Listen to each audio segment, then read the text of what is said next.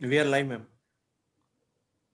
Hello, everyone. Welcome to our Thinking Thursdays research seminar.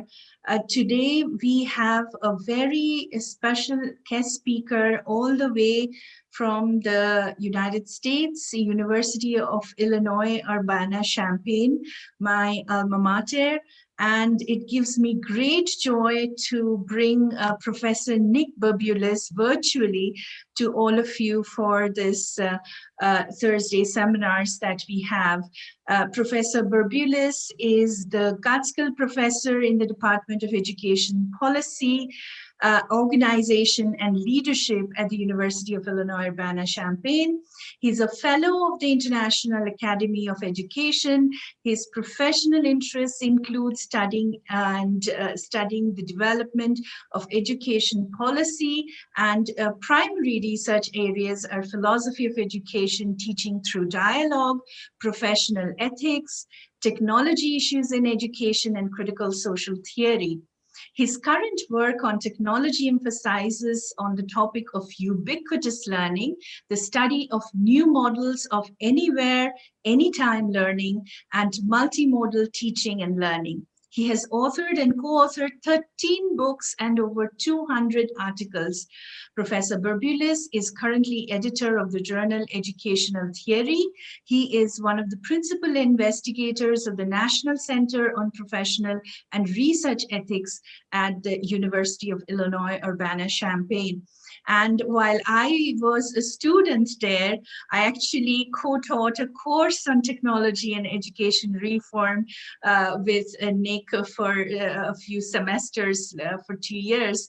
And it was one of the best learning experiences I personally had, actually, in terms of teaching and learning pedagogy, not just online. It was a fully online course, but in terms of democratic teaching practices, I should say, it was one of the most wonderful lessons I learned while I was a student at Illinois. And I'm really, really happy that Nick accepted my invitation to speak at the seminar to share lessons from the coronavirus in terms of what we are learning about online learning in higher education. And Nick is going to share his experience from the US context, particularly at the College of Education, University of Illinois Urbana-Champaign.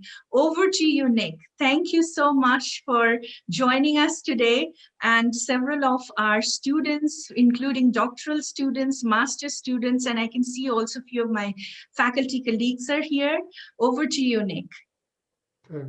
Well, thank you very much for that very generous introduction, Masumi. It's good to see you and to hear that things are going well. And thank you all for the invitation to speak with you today. I'll try to keep my comments relatively brief. I want to leave as much time as possible for dialogue and interaction with you all. But we, like you, we've all been struggling with the coronavirus and its impact, particularly in this context in higher education. And I thought I would share with you some of the things that I think we've learned from this. My comments, I will divide up into 3 sections. One about teaching, online teaching, one about educational leadership, and one about a concept that I'll explain later called educationalization. So I'll read my comments and then I'll leave as much time as possible for questions and answers and also for discussion. At my university, we're careful to distinguish online education from remote teaching. The emergency adaptation to providing some kind of remote access to courses for students who cannot come to campus because of the coronavirus outbreak, mostly offered by faculty who have never taught online before, and in some cases never really wanted to or expected to, is not the same as the thoughtful, intentional redesign of courses to alternative online modalities. A temporary one-time accommodation to an extraordinary situation is not the same as a permanent restructuring or rethinking of the curriculum, or as Clayton Christensen calls it, a disruptive innovation. In cases like this, we get the disruption, but not always the innovation. So I want to talk a little bit about some of the things I've learned about actually taking advantage of the online modality to teach and learn in different ways and in new ways as an opportunity for innovation and experimentation, and not just taking an existing class and plugging it into a learning management system or some other online framework.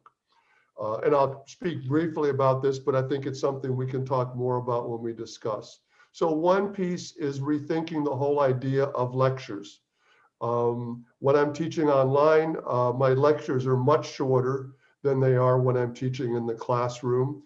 If you look at something like Coursera, Coursera wants all lecture comments to be in 6 to 8 minute chunks. I don't do that exactly, but the whole point is the whole idea of what a lecture is. We have an opportunity to rethink or reimagine what it is, what the format is, the use of things like PowerPoint, which I'm not using today, the length of time, et cetera. And one of the things I like to think about is what I call a dialogical lecture. It's a lecture, but it's one that actually invites thoughtful response and reaction from the audience, even though one person is talking, as opposed to a more authoritarian model of lecturing where I'm here to tell you what I think about X, Y, or Z. So rethinking lectures. Another opportunity is the use of multimedia, video, possibly even other online media or formats as part of the presentation of course material. On almost any topic you can imagine, there's a whole library of online videos, commentary, blogs, websites that also deal with that issue or that topic. The author, the professor doesn't have to be the sole or even primary source of information about the material. Not only other readings, but other multimedia resources that can be woven into the class. I like to talk a lot about multiple channels of communication. In a typical classroom, there's really only 3 models or 3 modes of communication. The professor talks to the students ask questions to the professor, and sometimes in a seminar, the students talk to each other. But those modalities are really relatively limited, and not all students participate or benefit from those particular modalities. Some students are very shy and reluctant to raise their hands or ask questions. Some students are not active. If your classes are anything like mine, if you have a class discussion with 20 people, 2 or 3 people dominate the discussion and do most of the talking. And you have to work sometimes very hard to get other people to participate. And in an online modality, you have multiple channels of communication: large group, small group, one-to-one, one-to-many, public, private, text, video, audio, synchronous, asynchronous.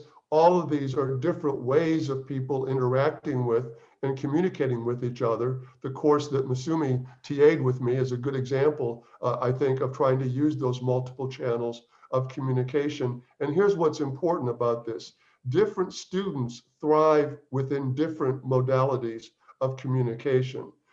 In a normal seminar, the students who are most advantaged are the ones who are most confident, most aggressive, the quickest to raise their hands, the most assertive in saying what they think, and many other students who are shy or are participating in a second language or just aren't as aggressive in promoting their own views are sometimes disadvantaged in that modality. We think of it as a participatory conversation, but not everybody participates equally. When you take advantage of multiple channels of communication, different students find the modality that they're most comfortable with.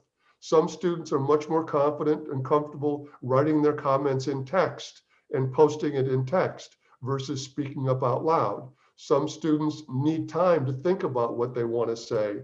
And so they're better off and more comfortable in asynchronous modalities than they are in synchronous modalities. And I could go on with this, but the point here is not only to take advantage of the different modalities or channels of communication, but letting students find the channels through which they can feel most comfortable participating. And one of the things I have absolutely found, and I've been teaching online courses now for more than 20 years, um, uh, is that the overall level of student participation and the overall numbers of students who participate is much, much higher in online classes than they are in conventional on-campus classes. And there's several reasons for that, but one of them is this idea of multiple channels of communication and letting students participate in different ways that they're most comfortable with. I think another implication of rethinking the class into an online modality is the different kinds of student projects. In most classes, students write papers, they take exams, they take quizzes. The ways in which students produce what they've learned is often very limited. In an online class, they can develop web pages, they can do videos or video logs. Again, taking advantage of the multimedia or multimodal structure of an online class to create different kinds of student projects that express or show what they've learned in different ways. And again, here, we are multiplying the options of possible alternative ways of students to create projects to demonstrate what they do. And a related issue, of course, is both the evaluation and assessment of what they've learned. Again, grading a paper, scoring a test or scoring a quiz is a relatively limited way of evaluating and providing feedback, again, as student projects and the kinds of projects that they create individually or as teams. I like team projects in my classes, again, and Masumi has experience with this, different ways of creating and producing what they've learned individually, collaboratively, in text or in video or in other modalities, again, provides different students different ways to demonstrate what they've learned and opens up in enormous ways the ways in which feedback and evaluation and assessment of what they've learned can be reflected back to the students, both even individually and as groups. I could go on with this, but what I'm trying to sketch here is the idea that true online education is rethinking and restructuring what we teach, how students learn, what they produce and create in the classroom, how we assess them, and not just taking the elements of a traditional in-class course and simply put it into a learning management system. With coronavirus, many people who are being forced to teach in this modality who haven't really thought about online education as much as I or other people have, are taking understandably, I'm not criticizing them because things are being done on sort of an emergency basis. They're taking their existing class and plugging it into an online modality, in their minds, probably even temporarily until the coronavirus is over. They're not really doing the larger term restructuring and rethinking that an online class, a truly online class, takes advantage of. And so what we're seeing now in what I'm calling remote teaching is a temporary solution to coronavirus, but it does have some potential long-term implications. And I want to talk about what some of these longer-term implications are. The legitimacy of alternative pedagogical modalities is being changed for people who previously viewed them with suspicion. And many of my colleagues don't like online. They've never done it, but they don't like it. They didn't want to do it. They're being forced to do it. But because they're being forced to do it, some of them, many of them are discovering, hey, this is actually kind of interesting, or hey, this is actually kind of useful, or hey, this is actually better than I expected. As they gain some experience with those modalities. A temporary use, as I've said before, of online delivery is not the same as an experience with online modality in its fullest sense. Nevertheless, faculty are gaining some familiarity with online and blended instruction and starting to see some of its potential. They're seeing that to take full advantage of this alternative modality is not simply a matter of porting over in-class instruction to a different delivery system. Seeing that online or blended instruction is not the same as emergency remote instruction may help develop a deeper appreciation for the complexities of real online course design. And I've tried to give a sense of some of those complexities. Online has its own affordances, its own advantages and disadvantages, just as the conventional classroom does. And part of this insight is learning to weigh the advantages and disadvantages on both sides, not comparing in-class instruction as the ideal model with online as a pale imitation of the real thing. This is something I've spoken about and written for literally almost 20 years since I've been doing online teaching. One of the things that I think has been really destructive is research and other sites that have talked about which is better, in-class instruction or online instruction. I think that's the wrong question. I think it's poorly framed, and I think it's produced a lot of very misleading and sometimes even contradictory research. If you do a web search, you can find web pages that list article after article that says in class is better than online. And you can find other websites that list article after article that say online is better than in class, and websites that say there's no difference between the two modalities. All of that, as far as I'm concerned, is a waste of research space. It's not a question of which one is better. Each has advantages and each has disadvantages. And one of the major benefits of teaching online is that one then goes back, and because I still do on-campus teaching, in-person teaching as well, but I now see it differently. I see it as one modality among many modalities, each of which has advantages and disadvantages.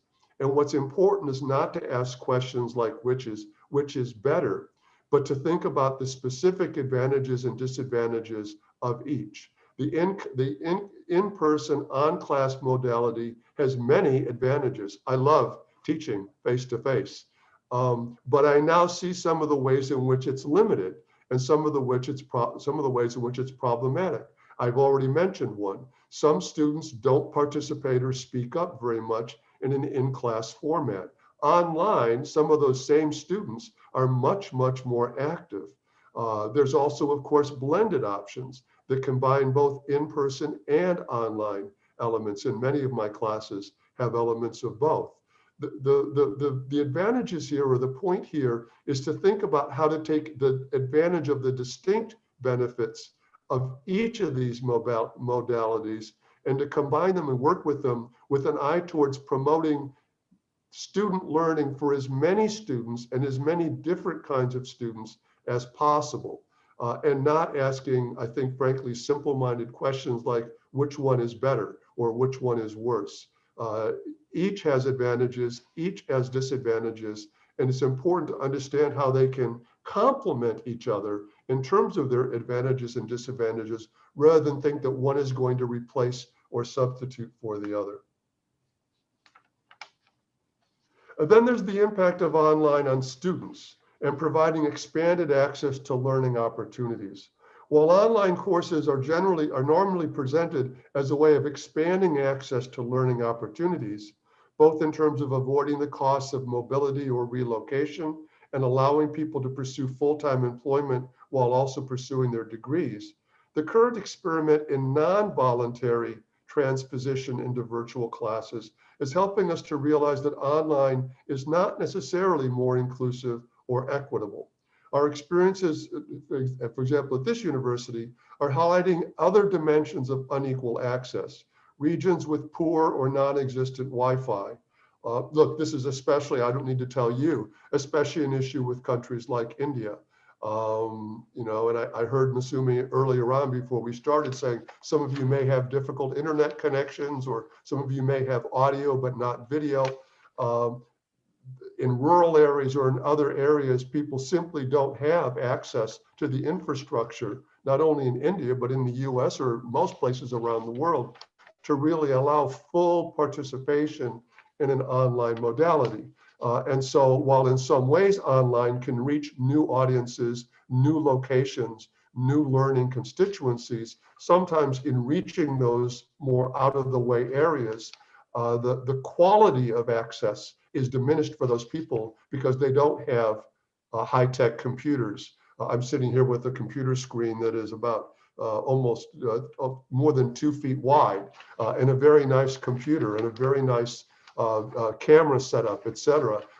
Many of you don't have that and don't have access to that, and many students have access to even less than that. So It's expanding access in some ways, but it's still compromised access in other ways.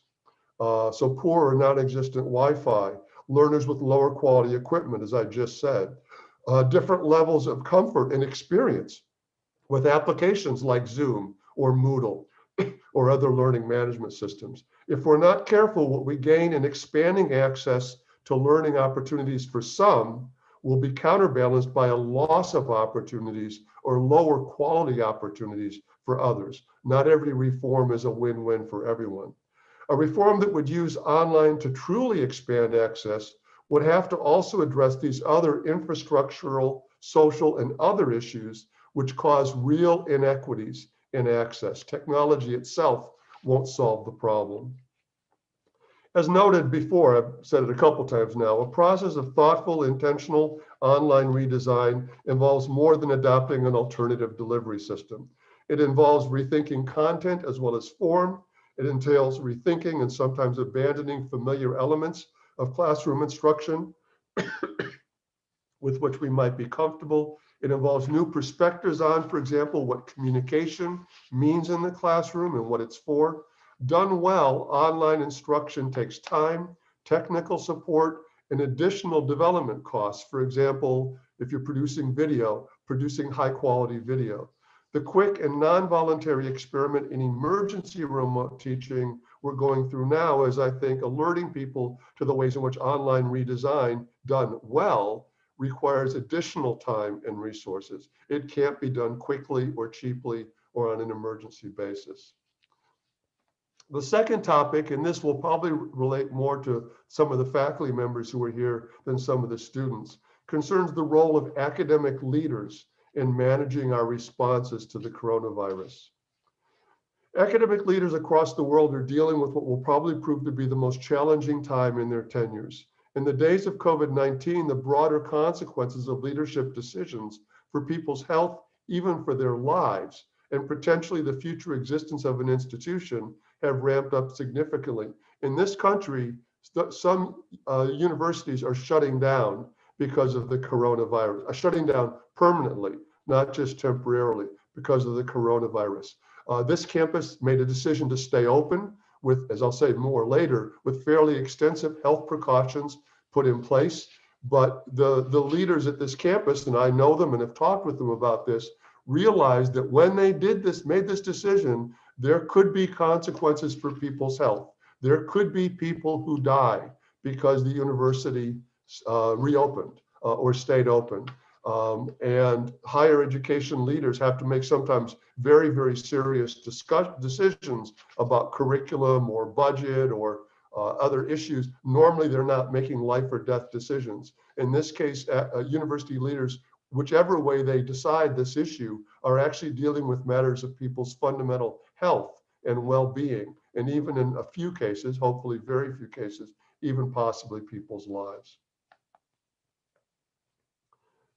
The COVID-19 pandemic and its unprecedented disruptions to the operations of colleges and universities have left academic leaders and members of their communities forced to balance concerns for individual health and safety, budgetary survival, and academic quality and integrity.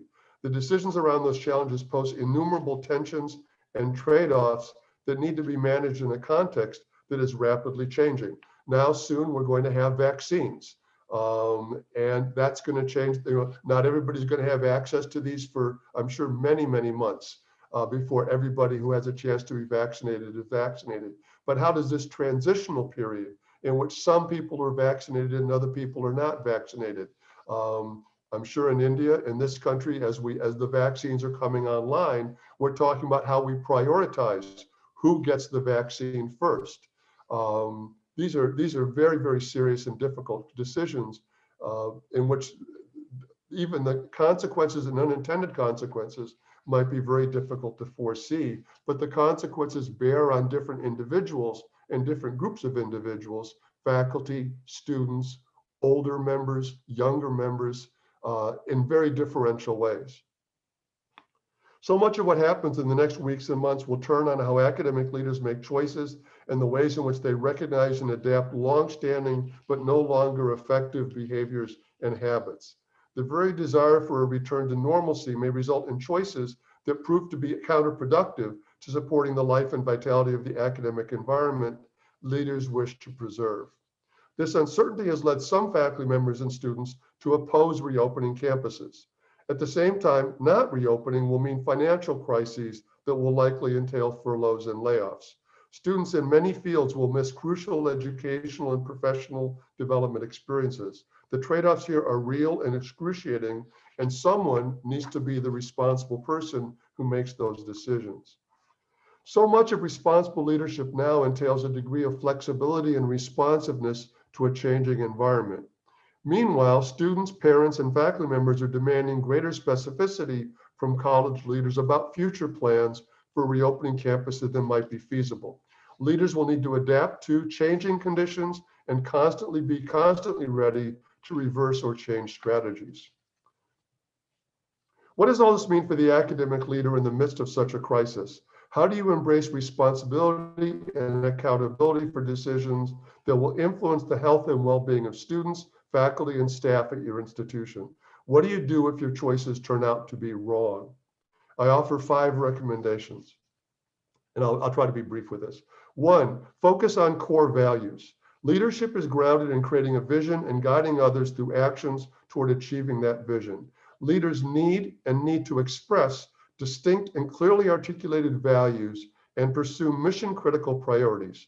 In higher education, those priorities include concern for the health and safety of all members of the community, providing the highest quality educational experience possible to all students, stewardship of resources and working to maintain the financial sustainability of the enterprise, maintaining morale and communicating a shared commitment to working together for the well-being of the whole, being honest and realistic about short-term and long-term challenges, transparency in process and decision-making, and including a broad range of stakeholders in that decision-making, especially when one variable is the level of risk people are willing to accept for the sake of getting back to work. Number 2, communicate. Communicate, communicate. It almost goes without saying, but it can't be said often enough. Communication is key. That involves sharing information that is as accurate and complete as possible, including those uncertain elements, soliciting and listening to feedback from affected constituencies, especially students, faculty, and staff. This is a time when people's legitimate fears and anxieties must be heard and taken seriously. Clear communication in both directions is essential for maintaining community and morale in a difficult time. Number 3, provide accessible education. I've just talked about this. This pandemic will be over one day, and we will probably return to a new normal in ways that no one can fully predict, but that new normal will not look like the way things were before. The impact of the virus aims towards a reconfiguration of our values, one in which safety takes on many meanings, and in which equity and the asymmetrical impact of policies on different groups at the institution are at the forefront. How do leaders respond to those challenges while also coping with the health, organizational, and financial challenges posed by COVID-19? Here again, a commitment to values, to open communication, and to an honest assessment of the facts are essential. A key part of this new normal will be an upsurge in online and blended instruction models. Universities are going to be incorporating these even more after the pandemic for the reasons I've already talked about than they were before. No longer now as a temporary emergency measure, but as a continuing effort to provide access to a diverse and global student body. Number 4, establish an environment of excellence. Another aspect of the new normal will be an acceleration in already existing tendencies for people to teach and work from home. I'm working. I spend most of the day, every day, sitting right here in this chair, looking at this computer screen. I go to my office maybe once every 2 weeks to pick up mail or to drop off something or to print out something. When this is over, I don't know how I will blend my time working from home and working at home from working on the campus, even when the virus is gone and it's safe to return to campus. And I think many faculty are juggling this idea of how one balances working from home, working at home from being back on the campus. As Masumi can tell you, I also have an extremely small office in the education building, which is mostly full of books. So it's not even a particularly comfortable place to work. It's a good place to meet with students, but it's not a place, for example, for me to get writing done.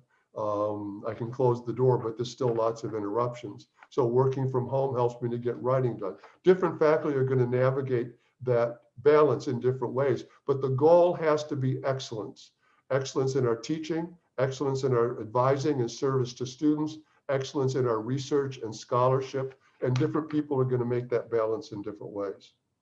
Number 5, recognize, this is again advice for leaders, recognize the real and often profound impacts that this virus is having on people. We need to be honest and direct about the emotional toll these changes are having on people, including on the leaders themselves. The pandemic creates in many people, especially older people like me, the very real fear that a single moment of unguarded contact could actually lead to sickness and death. A large number of employees are experiencing financial repercussions. Not all people have the support networks at home or online with whom they can work through these feelings. I have many students who live alone, and while they're finding online ways to create social networks, it can be very lonely and isolating to be home day after day after day after day and taking your classes online, working online, occasionally going out and buying food at a restaurant, but taking it home to eat it alone. The lack of social contact, face-to-face social contact, is itself a source of stress and difficulty for many people. You can't see them, but I have a family here around me. My son is home from college. My wife is here. We're all home. We're all working distantly, but we're also sharing with each other the frustrations and difficulties of doing that. Many people are literally alone right now. For many members of the campus community, the uncertainty of how things will play out and the rapidly changing wider environment have given roots to rumors or speculation that themselves are causing anxieties. Will there be layoffs? Will faculty be forced to teach online, even when they don't want to do it? Every university is different, but part of this anxiety and part of the lack of being on campus and having access to full or complete information is rumors or speculation that fill the vacuum of accurate information with speculation and rumors. Leaders are part of the campus community themselves, and they themselves suffer from the same kinds of stresses and anxieties that other people feel, sometimes even more so. Leaders also need to care for themselves and to build their own networks of personal connection and support. And they must prepare themselves for the inevitability that some of the decisions made today, with the best available information and with the best of intentions, will turn out later to have been mistaken. And in some cases could actually have serious repercussions for individual people, for their health and well-being, and even for the institution itself. The consequence and the accountability of making responsible decisions goes with the position of leadership. That's always has been part of the territory, but the stakes are higher now.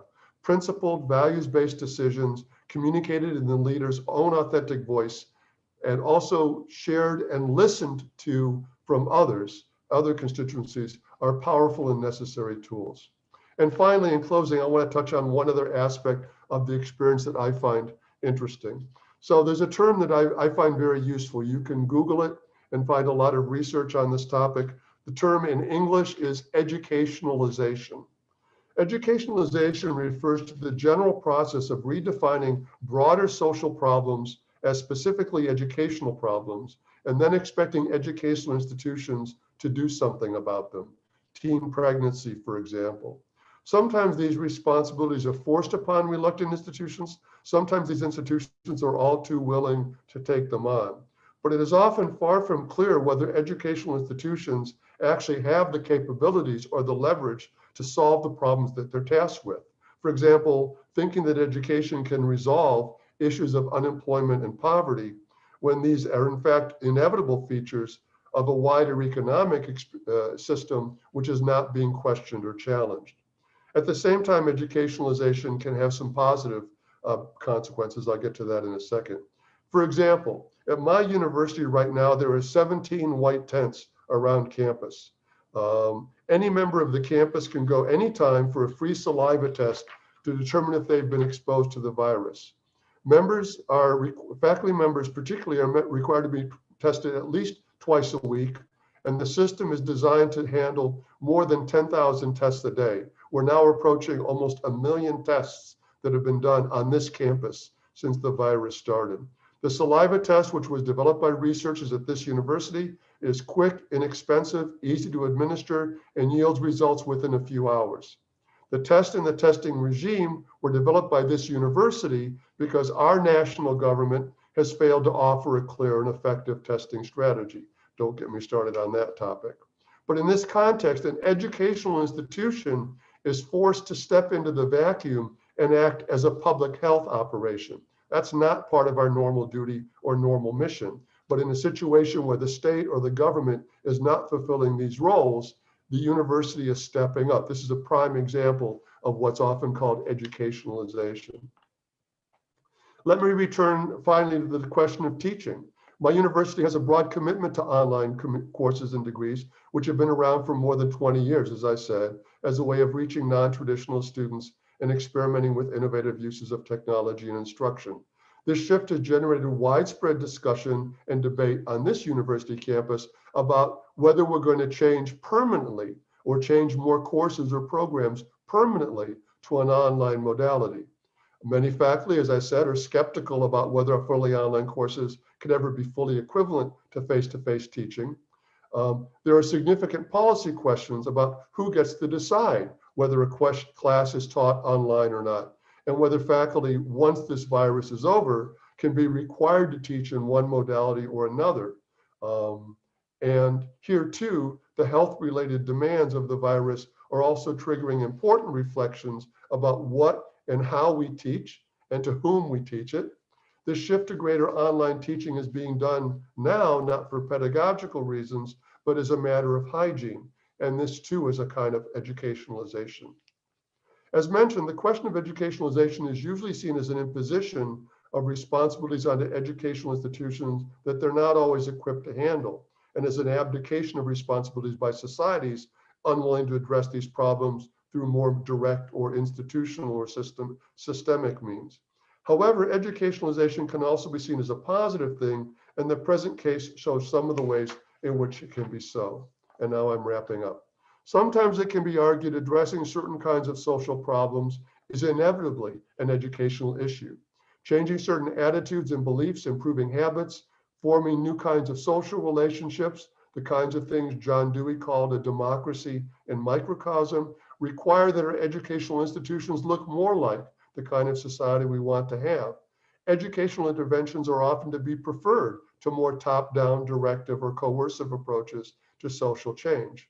From the opposite side, it can be invigorating for educational institutions to critically re-examine themselves, questioning their own composition and practices through the lens of forming a more just society. These educational questions provide countless opportunities for reflection and learning in the present context of the coronavirus. For example, the virus affects certain racial and ethnic groups or different economic groups more than others, the poor more than the wealthy, campus workers more than faculty and administrators. What new responsibilities do these reflections entail? What are my responsibilities for protecting the health and well-being of those around me? How do I balance my individual desires to do what I want and run whatever health risks I might be willing to tolerate in a pandemic context where my personal choices directly put others at risk? Students, I can tell you at this university, are actively asking themselves those kinds of questions. And those are not only personal questions, they're potentially educationally meaningful and substantive questions. At a time when there are already much wider discussions about creating a safe university community, safe for people to be and act differently, safe to express controversial points of view, safe to explore new and challenging ideas or experiences, how does this desire for a specific kind of safety, protection from a pandemic, relate to those other kinds of safety?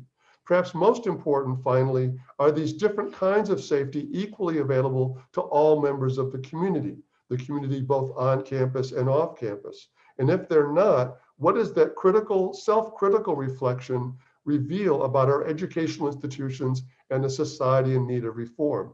Certainly, these are legitimately educational issues of the most profound sort. And as I've said before, the pandemic is forcing us to ask ourselves as institutions, as academic leaders, as faculty, and as students, what our role and responsibility is in responding to this larger social crisis. Thank you for listening to me. I look forward to your comments and reactions. You're muted, Masumi. Yes, sorry. Uh, Thank you so much. Thank you so much, Nick, for this excellent talk. And I'm sure my colleagues and students present here in this meeting room learned a lot from you with regards to the experience at our Illinois campus at Urbana-Champaign, but through this particular case of the experiences from that campus, they can actually also try to understand in general the American experience compared to the experience we are having, we are all experiencing here in India. And as you also highlighted during your talk over here, of course, the issue of digital divide is really, which is a global problem, but quite serious within this context. And specifically because we are a residential campus, but our campus, unlike, as you said, Illinois campus the leadership decided to keep the campus open. Here we had a government order overall, even before the country went into official lockdown, the educational institutions were asked to send all students back home, March 16th. So Monday, March 16th onwards, all educational institutions had to shut down by order from the government, even prior to the official lockdown. And the campus resources within a context like India often addresses a lot of the equity and inclusion issues, even if we are talking about, access to library, access to, even technology. The technology that students need to actually even join the online classrooms, right? If we are delivering education online, we are a residential campus and we were providing a lot of those access on campus. Now that the students are back home, many of them are really facing a lot of challenging situations.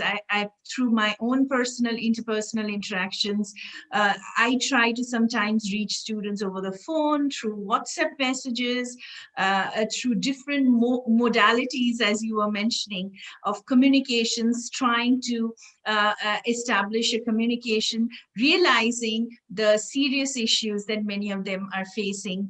Not just internet connectivity, steady power supply itself is a huge problem within the larger Indian context. Here on campus, we have a very good power backup facility, whereas in many parts of this country, including many of our faculty members who are back home, they might not have that kind of power backup facility. So there are all kinds of issues, as you can imagine. In spite of it, there is no choice right at this moment. We were hoping that maybe we will be back to campus in February in the spring semester, but now with the pandemic situation, as of now, the way it stands in India, it seems like even to be back in February is not going to be very feasible. So it might get further deferred to the fall 2021 semester.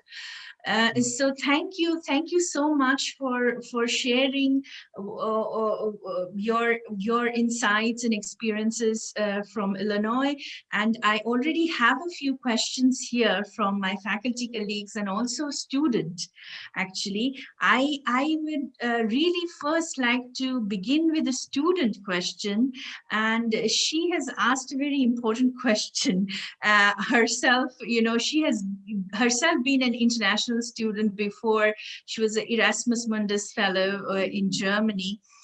So coming from our own background of being an international student, so she's asking the question. Her name is Sandal Agarwal. She's now a research fellow at our International Institute of Higher Education. And Sandal is asking this question, taking into consideration the fact that the United States gets a huge, large number of international students, and also many of them coming from India. And now, because of the pandemic, many of them, they had to, return. And under current circumstances, how are the educational institutions, especially she's asking question related to medical students, keeping up with the time zone management and also the socioeconomic background the students might be coming from. Some of the most meritorious students who might be going, getting accepted and going to study in the US might not be coming from that kind of wealthy background back in India, might not have that kind of access and privileges back in India. So how is there any thinking? What is even Illinois maybe at the, what are they doing at the medical school, or what are they doing at the university at large to probably meet the needs of these international students who might be back home in the home country, all over dispersed right now? Sure. Well, thank you, Musumi, and thank you, Sandal, for that question. There's actually a lot packed in that question, and let me sort of try to unpack some pieces of it. So one piece is the issue of medical education.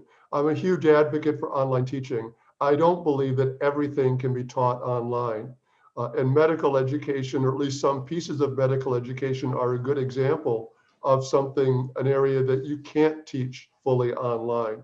Medical education absolutely requires putting your hands on real live patients, seeing them physically and talking to them and interacting with them and observing their symptoms. There's just a limit to how much you can create online proxies. So one of the reasons why this university has returned to fully on campus is that we're a campus that's very geared towards engineering, medical sciences, the physical sciences generally. And those are areas where labs, working in labs, research in labs, et cetera, are very, very hard to reproduce in a 100% virtual context. So that's an issue not only for international students, but for all students in those areas. And it's one reason why this campus chose to reopen. Number two, more briefly, you touched on something that we're experiencing right now, which is time zone differences. That's another structure of inequity that's built into online, not only Wi-Fi or power availability or other access, but just the simple question of time. My classes all include a synchronous component. Pedagogically, as I've already touched on, I don't want to make it, go back to that topic. It's an important part of my teaching that some of the class is done synchronously.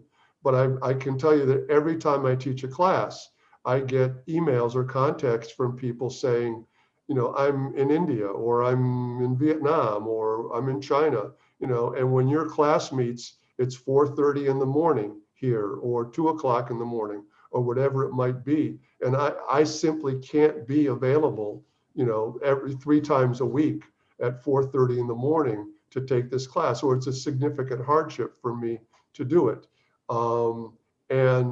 Many students do it, but I know, for example, in our department and in our college, there's a big push now to push classes more asynchronously, because asynchronous access is more equitable in the sense that it doesn't disadvantage students depending on where they are in the world. So here's a good example where the pedagogical benefits of some synchronous interaction that are really important to me are inconsistent with the broader goal of expanding access to students all around the world, which is an important part of our university, many universities, and it's one of the potential benefits of teaching online, is that it can be globally accessible.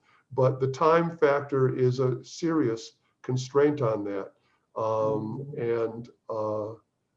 So that's a concern. Third and finally, the general issue. This is a university that has a very large component of international students, especially from India and China. They're an important part of the campus community. Frankly, they're an important part of the budget of the university. Many of these students pay, especially in certain fields like engineering or computer science, are actually paying a surcharge over and above tuition. And the university and certain programs in the university depend on the revenue from international students. And there's all sorts of policy consequences of doing that, but that's a big part of how the university budget operates. So we depend on international students, not only because we welcome them for their diversity and experience and all the things that they bring as people, but also, to be perfectly frank, because from a financial standpoint, they're an important part of the budgetary mix for the university. For reasons that I don't really want to get into again, our national government, as I think many of you know, has been very hostile to international students, immigrants more generally. And I think that's about to change with the change of our government. But this situation, again, has created barriers and burdens and obstacles for learning opportunities that have been borne more negatively by international students than by domestic students. And that's another way in which we're building inequities into the system that students like yourself are really feeling the consequences of. I hope that that's temporary. I think that with the change of administrations in this country, we're going to return to being what our country has traditionally been, a nation of immigrants. My grandparents were immigrants. And we have been welcoming to people from all around the world, especially students who come to study here, even if after they study, they go back to their home countries. That's a big part of what this country has done. It's a big part of what this university has done. But for the last 4 years, for obvious reasons, that's been more difficult. And students like you have had to bear that burden, unfortunately. Thank you. Thank you so much, Nick, for responding to Sandal's question. The next question actually has come from one of my colleagues here, Jeremy Wade. Jeremy actually had another seminar for which he had to leave in between. So he's not in the meeting room now, but since this is getting recorded, he's going to listen to it later. But before leaving, he left a question for you. And Jeremy is actually himself from the US, and he is now part of our faculty, but he's also one of the early alums of the university where I'm located right now. So he is both an alum and also faculty now with us, and has been doing a lot of work, particularly in online teaching and learning. In fact, we have started a separate office here for online teaching and learning, which Jeremy is actually heading. So he has asked this question, Nick, to you. How should university leadership best support and encourage faculty to embrace high quality online course development, and what do they need most? According to you, you did mention in your, actually that came, your conversation on leadership actually came right after Jeremy had to leave the meeting room. So he can get it from the paper that you presented, but still, once again, I wanted to reiterate the question that he raised before leaving the meeting room. Sure. Well, again, I'll try to be brief. So I want to take those two words, encourage and support, and separate them. So let's start with encourage. Because of the virus, universities like this have made it non-optional for some faculty to teach their courses online. Certain courses, especially courses of a certain size, have to be taught online. We don't have facilities that can have 400 students in a room and socially distanced, et cetera. And so certain courses of certain size have to be taught online. So in the current emergency context, that choice has not been entirely voluntary. And I think that's a problem. I believe in academic freedom. I believe in faculty rights. I think as a general policy, people should be encouraged to teach online, but not forced to teach online. And I think there's many reasons for that. But one reason is if people are being forced to teach online, they're not going to like it, and they might even resist it in certain ways because they're not doing it voluntarily. So they're not going to be doing their best teaching because they're frustrated or dissatisfied that they've been forced to do something. So forcing faculty to do things in general, I think, is not the right model. I think it should be a question of encouraging it. I think there's ways in which it can be rewarded financially and in other ways. In my department, this is since you left, Masumi, the faculty who teach online now have a little placard on their doors that talk about them and their online teaching. And so they're being recognized as some of our leaders in online instruction. It's a small gesture, it's a small recognition, but it's a way of saying these faculty are making a special effort. There also are potentially financial compensations for teaching online. So there's various ways to encourage people to do it without forcing them to do it. But if they are going to do it, the other element of support is really crucial. I did touch on this, and I could say a lot more about it. I won't go into detail. Doing online well is not cheap or fast or easy. It's not, as I said multiple times, just taking your regular class and plugging it into a learning management system like Blackboard or Moodle or whatever. It is really redesigning and rethinking a class, and doing that well and creatively takes time. My very first online classes were not my best teaching. I've been doing it for more than 20 years. I think I am very good at it now, but I had to learn to do it. I had to continually adapt and modify classes based on experiences of what worked and what didn't work. I was lucky to have students like you working with me as teaching assistants, and often those students help me in rethinking and redesigning the classes or adding new elements or features to the class. So support, staff support, student support, sometimes perhaps financial support. We now have a video operation in the college that we can use, the faculty can use to produce high quality video. I could do my video, I sometimes do, just talking to my laptop like this. It's relatively good quality, but we actually have a production studio now that can do really high quality videos that's now subsidized by the college for all faculty who want to use it. So you can encourage people to do it, but you also have to support them. And that support is technical support, instructional support, student support, sometimes financial support. But if we're committed to doing it and doing it well, then there has to be an investment that starts with leadership, starts with an espoused commitment to the importance of doing this well, and then following up that verbal commitment with a substantive commitment to helping faculty to actually do it the best they can. Thank you. Thank you so much, Nick. And I'm sure Jeremy would really like to listen to the recording, and maybe he will get back to you with and have more conversation in the future about this.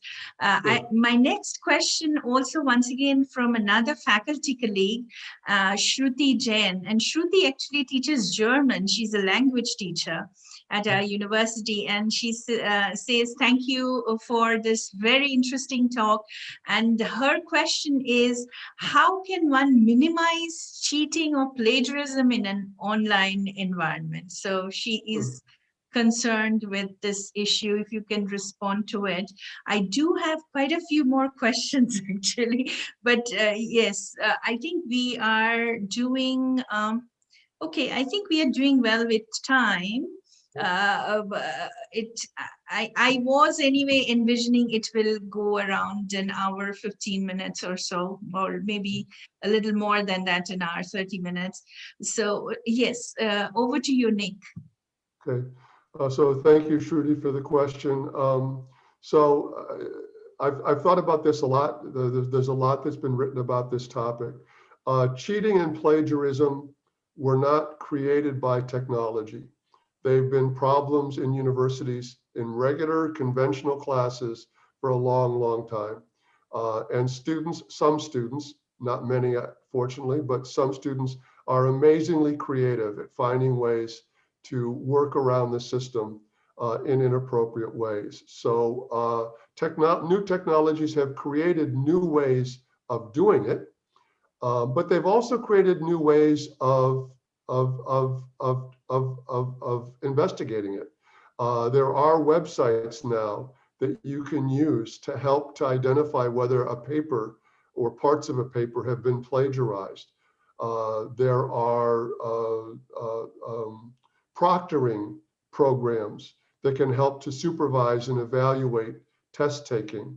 And some universities, again, make investments in these resources to help faculty. So technology, as is so often the case with technology, it's part of the problem, but it's also part of the potential solution to the problem.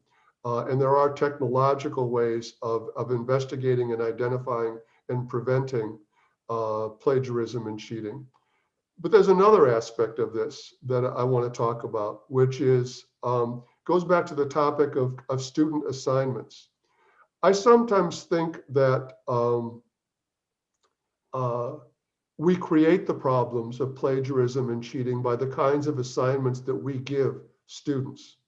So just for example, if I teach a class and I ask, and I have, let's say a term paper or a quiz that I offer students in the class, and I offer the same term paper topic year after year after year, or I give the same quiz year after year after year, I'm creating a plagiarism and cheating problem.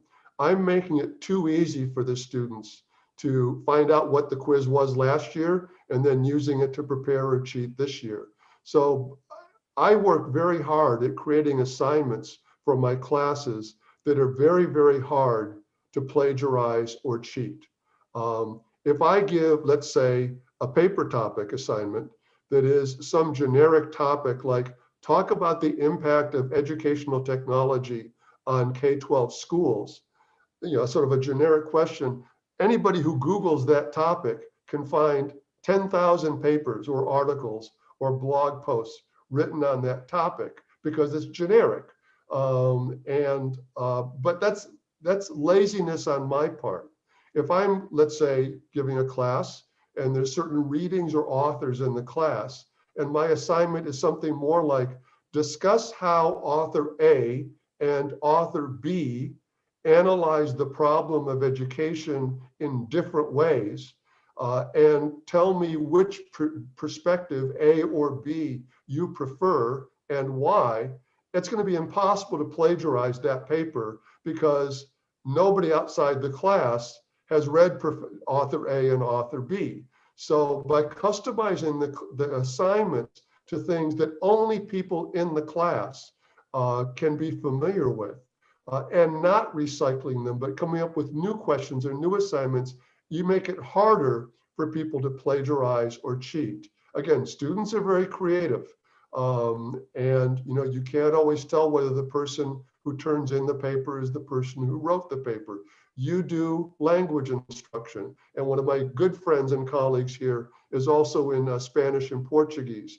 And I know that Google Translate has been both a resource and a problem in language instruction because students sometimes use it as a crutch or a substitute for actually learning the language. And as these online translation programs get better and better and better, it's going to be harder and harder to determine whether the student really has mastered vocabulary, syntax, et cetera, or whether they're using online resources as a crutch. So again, I think there's ways to minimize that by changing the kinds of questions and assignments that we give students. I think this is another example where using video might be helpful because students actually maybe have to say something to you live as opposed to doing something with text that could be copy and pasted out of Google Translate, et cetera. So I think we need to be more creative in the kinds of assignments that we give students. And here again, the technologies increase our range of possibilities and options. And sometimes we need to think outside the box to come up with assignments that are harder to cheat or to plagiarize. Thank you. Thank you once again, Nick, for a wonderful response and very, very insightful response.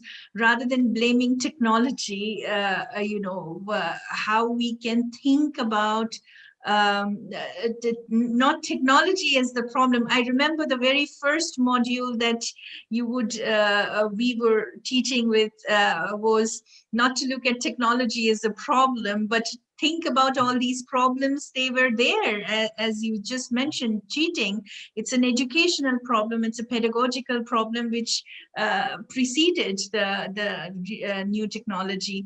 So thank you very much for helping us to think through these issues in a more deeper way. My next question to actually you comes from one of our doctoral students, and he's saying this question to you. It seems that it's the political leadership who is driving the discourse on the gap in learning caused by COVID shutdown, rather than academic leadership, especially in the context of schools for marginalized communities. And actually, this particular student, Amar Mali, he himself actually, he's a practitioner. He works within the Indian context in schools in marginalized communities. So I guess he's asking this question to you, coming from his own professional work. So he's saying, he's asking you, what will be your suggestion for academic leaders in countries like India who are leading educational institutions for marginalized sections of the population? Sure. Well, yeah, good. Thank you. Thank you very much for that question. So I want to preface this by saying something that I often say in contexts like this, which is I try very hard not to tell other people what to do. And particularly when I'm speaking internationally and with countries that I don't have deep understanding or knowledge of. I don't know everything about the higher education system and how it interacts with the political system in India. And sometimes the analogies that I draw from the US context or other contexts that I might know a little bit more about really don't fit the experience or the structures in a place like India. So I try to be very cautious about not sort of talking down to people saying, well, here's how you should do this. And so specifically, I don't know what the articulation is between academic leaders and political leaders. In our university, for example, in the state of Illinois, theoretically, the governor and the governor of the state and the board of trustees on which the governor sits could fire a university president. They hire them, they can fire them. In general, they take a pretty distant, hands-off view towards letting the president run the university the way he or she thinks is best. But theoretically and structurally, they could reach down and try to micromanage the academic decisions. Again, that structure works out differently in different regions and in different nations. Having said that, and I touched on this briefly toward the end, I think this is a time that is testing the courage of academic leaders. This is a situation that is full of complexities, incomplete and uncertain information, where even the best made decision and the best intended decisions can have unexpected consequences. Where, as I said in my comments, health and actual people's lives weigh in the balance. And I know from talking to the university leaders, the strains that this puts on them. So I'm not saying that this is easy. It is not easy. And it's not easy being the person who has to make the decision. Ultimately, someone makes the decision. However much you consult and communicate and listen and involve others, there's always an accountable individual who has to finally say, we're going to go this way, we're going to go this other way, we're not going to go that way. And each of those decisions could be wrong. Each of them is being second guessed. I can tell you on this campus, when the leadership made the decision to reopen, there was a large segment of faculty who were furious. And the websites and the blogs and social media, public comments to the press, and in our university senate, the leaders were being condemned by faculty who thought that this was a mistake to reopen the campus.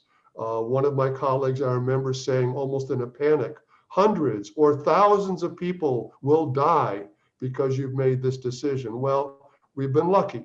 It hasn't been thousands, it hasn't been hundreds. But yes, some people might die, and one is too many. Nevertheless, once you make the decision, it's the way the system works that people will second guess the decision. But decisions need to be made. And this is what I mean by the need for courage. The courage of making a decision, because not making a decision also has consequences and risks and dangers. Opening can have health consequences. Not reopening will have health consequences. There are financial decisions, as I said earlier, and without giving specifics, some universities are being forced to shut down permanently because they simply can't make the transition to this new system, or they can't financially continue to operate in this system, or students are leaving that school and going other places because of decisions that weren't made or because of bad decisions. So it takes courage, and it takes a willingness to make a decision knowing that it will be second guessed, and knowing that at least sometimes any decision you make will later on, with hindsight, be seen to have been an imperfect decision or even a mistaken decision. That can't be a reason not to decide at all. Inaction and indecision is not an option in a situation like this, where, as I said, that also would have consequences. So it's a challenging time for academic leaders. Our chancellor at this campus, just a couple days ago, I was talking with him and he said, he's relatively new. He's been here for about 3 or 4 years now. He's settled in, so maybe that's not new anymore. But he said, when I came here, I never imagined that this would be the kind of thing that I'd be dealing with. And I can tell you that chancellors and provosts and presidents would far more like to be dealing with other issues, enlarging international enrollments or revising the curriculum, or inviting great lecturers and guest speakers to campus to speak. They don't want to be dealing with how do we get vaccine to people, or how do we test students, and who's going to set up the tents, and how are we going to staff the tents, and who's going to pay for all these tests. That's not the kind of thing a chancellor or a president goes into this line of work for, because we're not health experts. That's not what we went into. As I said before, this is one of the consequences of educationalization, that institutions that weren't designed with certain purposes in mind now suddenly have to take on responsibilities that they never planned to have to take on. Thank you. Thank you so much, Nick, for responding to that question. We do have a couple of more questions coming from our research fellows, and this question is coming from Prerna Sharma, who was also one of our students, and she used to be one of our most active students. She's a lot of leadership qualities, very good at sports, very good in a lot of co-curricular cultural activities. She would be in leadership, many campus student leadership positions. But now with this online transition, Prerna Sharma, she is finding herself to be shy in online classes while facing the camera. So she is asking this question to you: what is your advice to students who are otherwise extroverts in an offline session but become shy in an online class? Sure, that's a good question. It goes back to this topic of multiple channels of communication, and how people who thrive in one modality sometimes are, the very same people are almost unrecognizable in a different modality. Finding the modalities that work for you, I think, is the most important thing. Having multiple opportunities or multiple channels is an important feature there, so that people don't have to only communicate in one way. I talked about that earlier. I also think that, uh, especially as a student, if I can say this, this is also an opportunity. I do a lot of public speaking. I've given lectures now for a long time all around the world. I'm much better at it now than I used to be. I've had to develop new skills, uh, including things like answering questions or how to speak to a very large audience in a large auditorium, which is not the same as speaking in a classroom with 20 or 25 students. How to use PowerPoint sometimes, how not to use PowerPoint. I invite you as a younger person, younger than me certainly, to see this as an opportunity to branch out yourself. There might be some things that aren't as comfortable for you, that don't come as naturally to you. And this is also an opportunity, which is try to branch out into other modalities that aren't just within your comfort zone. One of the things about the coronavirus generally is that it's forced many of us outside of our comfort zone. We've been forced to develop new skills, new ways of doing things, new habits, new ways of working that are not the ways, and I'm old, so if I can change at the age of 66, then you can change as well. And so see it as an opportunity, as a learning opportunity. You won't be good at it at first. You will be shy, you will be uncomfortable, but push against that, push yourself against that, and try things that aren't as easy for you. In the long term, these skills will be things that will be personally and professionally useful to you. We're going to be doing Zoom for a long, long time after the coronavirus. I didn't even know what Zoom was, a year ago. Well, a little more than a year ago. Didn't even know what Zoom was. Now I'm on Zoom every single day, and usually on video, usually in one way or another in interactions like this with other people. I wasn't comfortable with it at first. We become comfortable with it. And looking forward, it's going to be just part of the job to use and be familiar with and be comfortable with these various modalities, both in teaching and in other professional contexts. So it's easy for me to say, I don't know you, but don't give into the shyness or discomfort. Accept it, understand that that's a phase of your learning and growth, but you will get past it. You will grow past it, and you will get better at it. And give yourself that opportunity. If I was your teacher, I would say, turn on your video right now and talk to Right. me. But I'm not your Exactly. teacher. I'm not your teacher. So I'll let you decide that in your own way, in your own time. Exactly. I was exactly about to say that to Prerna. Why don't you turn your camera on if that is possible or comfortable for you? And I'm sure Professor Berbilis would like to see Yes, she you is. on the Hello. screen. Welcome. Yes, yes, there you are. And towards the end, I would request all of you, those who are here in this meeting room, if possible, do turn on your camera, and together, all of us can thank Professor Nick Berberis for joining us all the way early in the morning, getting up to deliver this talk and interact with all of us. One last question before we wrap up, Nick, and this question, you have kind of addressed this question already, but it has also come from one of our research fellows. How to fill the gap between the physical public sphere, which is significantly, especially for non-STEM courses, and remote learning? You've kind of touched upon it already, but if you can just once again maybe share your thoughts Yeah, quickly. I don't have a lot to add to what I've already said about that. I will repeat the point that I think technology is both an opportunity and a challenge. It both creates possibilities, but it also limits possibilities.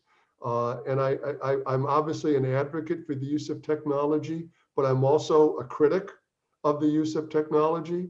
It's always both for me. And I think that intelligently incorporating the technology always has to be done with an eye towards its potential and its dangers, its possibilities and its limitations, the things that it can do well for us and the ways in which it creates new problems for us. This came up perfectly in the discussion about plagiarism and cheating. And if you read any of my work on technology, you'll see that almost everything I've written about technology has had this structure, what it can do for us, what it does to us, its possibilities and its limitations. One of the things I've noticed in my life is that when I give talks to audiences who are really, really enthusiastic about technology, they say, "Why are you being so critical?" And when I talk to groups that are really critical of technology, they say, "Why are you being so enthusiastic?" It's always both. That's the position I think I feel comfortable with. And I think it's the way in which we can really acknowledge the real problems and possibilities, so that as we incorporate new technologies, we're also doing it with an eye towards these potential dangers and limitations. Thank you so much, Nick, for sharing your thoughts based on a lot of research and expertise, and also your own professional experience and practices. I'm sure this was a good learning experience for my colleagues and the students who are present in the meeting room. Some of them had to leave a little early and excuse themselves, but those of you who are here, if you feel comfortable, you can turn on your camera, maybe briefly, to show your face to Professor Burbulis. That's Raju Kajugiri. He's a research fellow. Sandal Agarwal, also a research fellow. Prerna, who just asked you the difficult question. She's probably somewhere outside, so she's trying to put her mask on. She's probably in the, I think she's traveling. She's in the car. Hina Arya, she is our office manager who actually helped a lot organizing this seminar. Arshia, can you unmute yourself and let us know who you are, Arshia? Student Hello, or faculty? Yeah, I'm faculty. I joined Jindal Global Law School as assistant lecturer. Yeah. Okay. Yeah. Lovely. Joining Vidyut, who is our tech support here, and Shruti Jain, who are my colleague, the German faculty. The rest of them, I know quite a few of them were here and have asked questions also to you, but probably they had other engagements and had to leave. Thank you so much, Nick, from all of us for joining us from Illinois and sharing your expertise and experience. And hopefully someday you would actually come and actually visit us here on campus. And I hope you have a good day ahead. And thank you all for joining this session. Good night. Good night to all of you, and have a good day to you. Bye-bye. Thank Nick, you. bye.